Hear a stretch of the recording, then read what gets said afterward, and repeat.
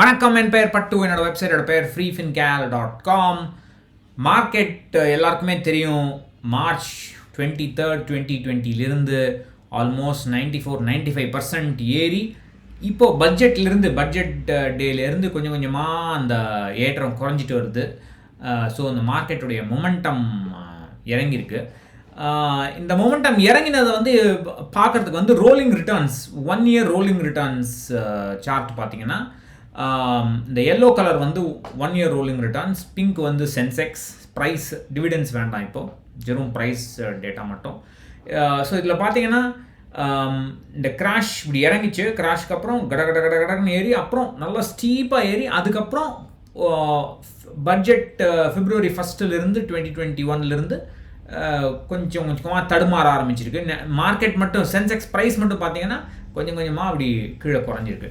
So ஒருத்தர் என்கிட்ட கேட்டார், இப்போ என்ன ப்ராஃபிட் புக் பண்ணலாமா மியூச்சுவல் ஃபண்ட்ஸ்லேருந்து, ஈக்விட்டியிலேருந்து கொஞ்சம் குறைய ஆரம்பிச்சிருக்கே அப்படின்னு. இது பர்சனல் ஃபைனான்ஸில் எப்போவுமே பண்ணலாம் பண்ணக்கூடாதுன்னு அப்படின்னு சொல்ல முடியாது. ஒருத்தருடைய சர்க்கம்ஸ்டான்சஸை பொறுத்து, சிச்சுவேஷனை பொறுத்து சிலர் பண்ணலாம், சிலர் பண்ணக்கூடாது. ஸோ யார் பண்ணலான்னு பார்த்தீங்கன்னா, சில பேர் ஈக்விட்டியில் மட்டுமே இன்வெஸ்ட் பண்ணியிருப்பாங்க. ஸோ அவங்களுக்கு லக்கில் 94% ரிட்டர்ன்ஸ் கிடச்சிருக்கும் இந்த கடந்த 12-13 மாதமாக. ஸோ அவங்க கொஞ்சம் டெஃபினட்டாக கொஞ்சமாவது கெயின்ஸை எடுத்து கொஞ்சம் ஃபிக்ஸ்டு இன்கம் டெட்டில் போட்டு ஒரு மாதிரியான ஒரு அசெட் அலோகேஷன் வச்சு ஒரு கோலோட ப்ராப்பராக பிளான் பண்ணி இன்வெஸ்ட் பண்ணுறதுக்கு இது ஒரு நல்ல வாய்ப்பு.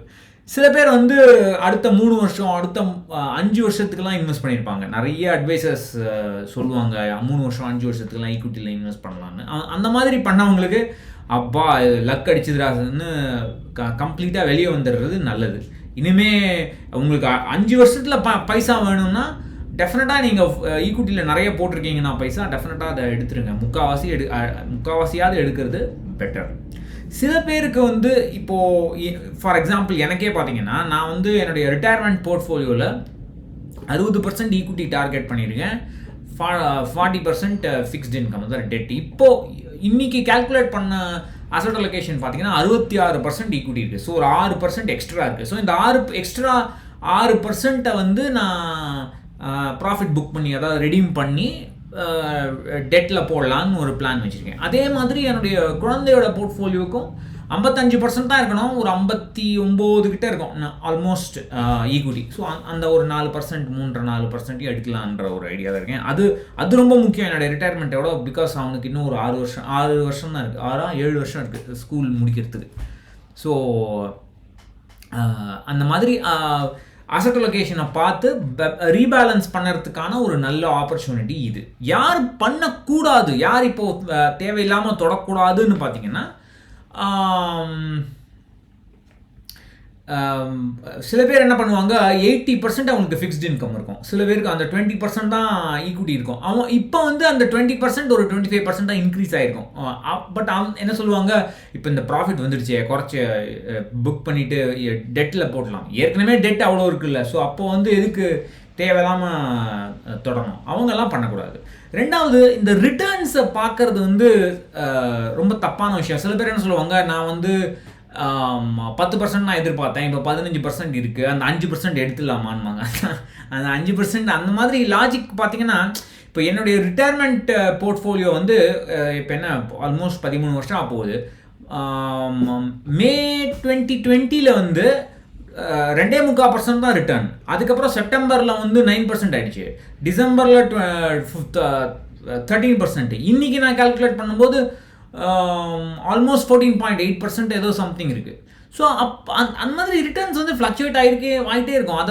அது ஒரு ப்ராப்பரான மெஷரே கிடையாது உங்களுடைய போர்ட்ஃபோலியோட சக்ஸஸை டிட்டர்மின் பண்ணுறதுக்கு. ஏன்னா நீங்கள் எங்கே இருக்கீங்க, என்ன உங்களுடைய டார்கெட் கார்பஸ் என்ன, அந்த டார்கெட் கார்பஸ் உடைய அங்கே டார்கெட் கார்பஸ்லேருந்து நீங்கள் இப்போ எங்கே இருக்கீங்க, உங்ககிட்ட கையில் இருக்கிற கார்பஸோடைய ஆக்சுவல் மதிப்பு என்ன, அதாவது அதை வச்சு என்ன பண்ண முடியும், எதை வாங்க முடியும், எவ்வளோ நாள் ரிட்டையர்மெண்ட்டில் நிம்மதியாக இருக்க முடியுங்கிறத தான் கால்குலேட் பண்ணுமே தவிர, இன்றைக்கி எவ்வளோ ரிட்டர்ன் வந்ததுங்கிறத எல்லாரும் சொல்கிற விஷயம், பட் அது யூஸே இல்லாத விஷயம். ஸோ ரிட்டர்ன்ஸை வச்சு ப்ராஃபிட் புக் பண்ணுறத தீர்மானிக்கக்கூடாது. டெட் நிறைய இருக்கிறவங்க ரிட்டர்ன்ஸ் புக் பண்ணக்கூடாது. ஒன்லி ப்ராப்பர் அசட் அலோகேஷன் இருக்கிறவங்க ரீபேலன்ஸ் பண்ணலாம். நன்றி, வணக்கம்.